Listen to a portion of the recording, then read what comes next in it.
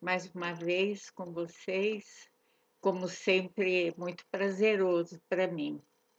Hoje eu quero trazer algumas notícias que eu acho que são pertinentes. E a primeira notícia é uma pergunta que às vezes as pessoas se fazem: como que foi possível ficar 40 anos na organização das Testemunhas de Jeová? Então, eu gostaria de explicar que, como eu já contei, eu não estava procurando religião, estava feliz, estava bem, estava alegre. De repente, as testemunhas de Jeová apareceram. Por algum motivo, eu aceitei um estudo, fiz um progresso muito rápido. E, de repente, eu me vi já pregando em território isolado.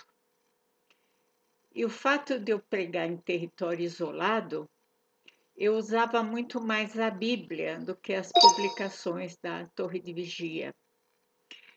E isso me ajudou muito também, né, a ter vamos dizer assim, um ministério paralelo, né? Um dos exemplos que eu ensinava enquanto dirigia os estudos ou fazia revisitas era sobre a submissão da mulher. Eu nunca concordei com isso, né? A mulher ser submissa, o marido ser o cabeça, ele que dita as regras. Não, eu não concordava com isso.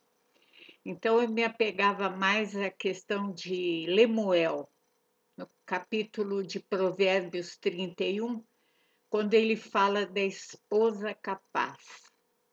A esposa capaz, como descreve a Bíblia, é aquela que compra um terreno, prepara a terra, semeia, planta, colhe, vende, e o resultado disso beneficia toda a família.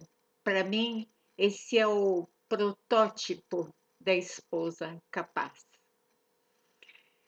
Uma outra coisa também é sobre a Trindade. A organização sempre negou a existência da Trindade. Eu sempre acreditei na Trindade. Eu gostaria até de um dia fazer um vídeo falando sobre isso. Acho que vai ser bem interessante. Também falar sobre o homossexualismo, né? A gente vê tanto preconceito dentro da organização.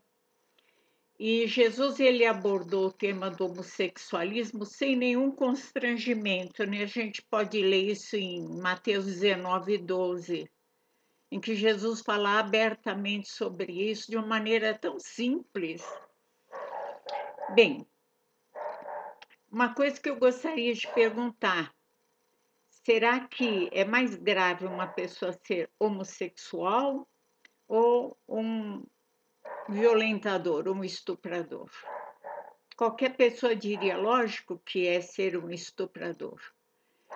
Então, como no caso, por exemplo, de Ló, quando chegaram aqueles homossexuais querendo ter relações com os anjos que ele estava hospedando, ele prefere oferecer as filhas, que eram virgens, para ser estuprada, do que os anjos de Deus serem ali molestados pelos homossexuais. Então, a questão não era o homossexualismo, a questão era o desrespeito como aquelas pessoas estavam tratando um servo de Deus, que no caso eram os anjos. Bem, na questão também de ter um anjo protetor, sempre acreditei nisso. E a Bíblia fala que sim, cada um de nós que serve a Deus tem um anjo protetor. Ali em Mateus, no capítulo 18, no versículo 10, Jesus diz que sim. E quem sou eu para contradizer o que Jesus fala? De jeito nenhum. Bem, sempre eu fiz prevalecer o meu conhecimento, porque sempre li muito a Bíblia, sempre me aprofundei bastante no conhecimento, e eu não cedi àqueles dogmas doutrinais do corpo governante. Por isso que fiquei lá 40 anos, saí em grande estilo. Apaguei a luz, fechei a porta e falei: aqui nunca mais. E assim foi. Então, eu espero que tenha dado para entender por que eu aguentei 40 anos ali, né? Bem, nós estamos vivendo num tempo em que o corpo governante está muito desassossegado. As cartas que manda aos anciãos são cartas sigilosas. Eles sabem agora que essas cartas chegam à mão dos ativistas antes de chegar na mão dos anciãos. A última carta que fala do curso de anciãos, duas coisas me chamam a atenção. A primeira é que os anciãos, pobres anciãos, têm que tomar todas as vacinas para fazer o curso. A segunda é que não pode levar de jeito nenhum celular, nenhum aparelho eletrônico. Por que será? Na verdade, eles estão com medo que o que vai ser dito ali ventile, né? De repente, aí, para os ativistas. O que acontece, e o corpo governante tem que saber disso, está cheio de PIMO, ancião, servo ministerial, servo de circuito. Nós somos muito bem informados. Portanto, concluindo, não há sigilo mais. Não há. Que bom, né? Tudo chega nas nossas mãos bem esclarecido, bem mastigado. Isso tem deixado o corpo governante bastante desassossegado. Uma outra coisa que eu queria falar também é sobre uma cidade que chama São Pedro Sulas, de Honduras. Não sei se vocês já ouviram falar, mas não é difícil pegar aí pelo Google. São Pedro Sulas é uma das 10 cidades mais violentas do mundo. Tem salão do reino lá? Tem. Imagine quem é ancião lá dentro. Que tipo de pessoa é?